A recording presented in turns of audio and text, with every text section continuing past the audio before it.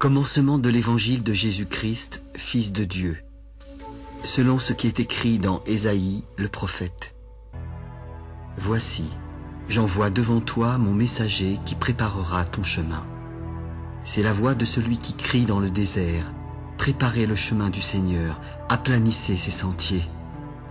Jean parut, baptisant dans le désert et prêchant le baptême de repentance pour la rémission des péchés.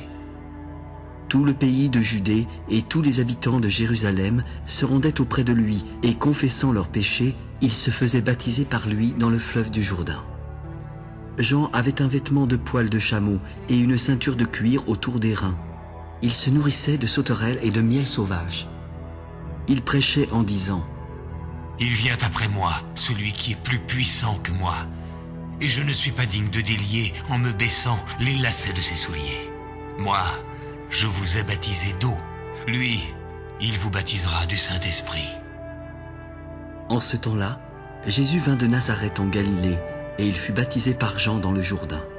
Au moment où il sortait de l'eau, il vit les cieux s'ouvrir et l'Esprit descendre sur lui comme une colombe.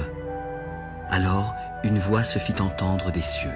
« Tu es mon Fils bien-aimé, en toi j'ai mis toute mon affection. » Aussitôt, l'Esprit poussa Jésus dans le désert où il passa 40 jours, tenté par Satan.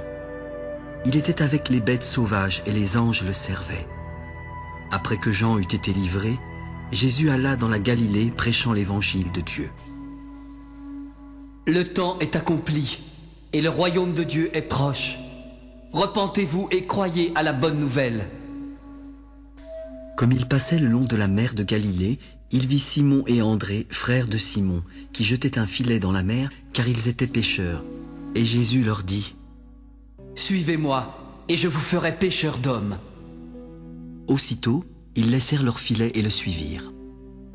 Étant allé un peu plus loin, il vit Jacques, fils de Zébédée, et Jean, son frère, qui eux aussi étaient dans une barque et réparaient les filets. Aussitôt, il les appela, et laissant leur père Zébédée dans la barque avec les ouvriers, ils le suivirent. Ils se rendirent à Capernaum. Le jour du sabbat, Jésus entra d'abord dans la synagogue et il enseigna. Ils étaient frappés de sa doctrine, car il enseignait comme ayant autorité et non pas comme les scribes.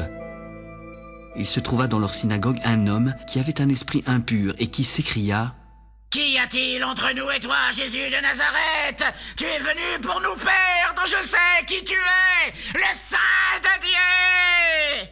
« Tais-toi et sors de cet homme !» Et l'esprit impur sortit de cet homme, en l'agitant avec violence et en poussant un grand cri. Tous furent saisis de stupéfaction, de sorte qu'ils se demandaient les uns aux autres « Qu'est-ce que ceci? Une nouvelle doctrine ?» Il commande avec autorité même aux esprits impurs et ils lui obéissent. Et sa renommée se répandit aussitôt dans tous les lieux environnants de la Galilée. En sortant de la synagogue, ils se rendirent avec Jacques et Jean à la maison de Simon et d'André. La belle-mère de Simon était couchée ayant la fièvre, et aussitôt on parla d'elle à Jésus. S'étant approché, il la fit lever en lui prenant la main, et à l'instant la fièvre la quitta, puis elle les servit. Le soir, après le coucher du soleil, on lui amena tous les malades et les démoniaques. Toute la ville était rassemblée devant sa porte. Il guérit beaucoup de gens qui avaient diverses maladies. Il chassa aussi beaucoup de démons. Et il ne permettait pas aux démons de parler parce qu'ils le connaissaient. Vers le matin, pendant qu'il faisait encore très sombre, il se leva et sortit pour aller dans un lieu désert où il pria. Simon et ceux qui étaient avec lui se mirent à sa recherche. Quand ils l'eurent trouvé, ils lui dirent « Tous te cherchent !»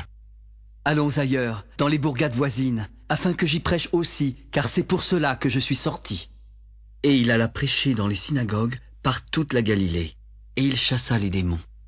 Un lépreux vint à lui et, se jetant à genoux, il lui dit d'un ton suppliant « Si tu le veux, tu peux me rendre pur. » Jésus, ému de compassion, étendit la main et le toucha. « Je le veux, sois pur. » Aussitôt, la lèpre le quitta et il fut purifié. Jésus le renvoya sur le champ avec de sévères recommandations. « Garde-toi de ne rien dire à personne Mais va te montrer au sacrificateur et offre pour ta purification ce que Moïse a prescrit, afin que cela leur serve de témoignage. » Mais cet homme, s'en étant allé, se mit à publier hautement la chose et à la divulguer, de sorte que Jésus ne pouvait plus entrer publiquement dans une ville. Il se tenait dehors, dans des lieux déserts, et l'on venait à lui de toutes parts.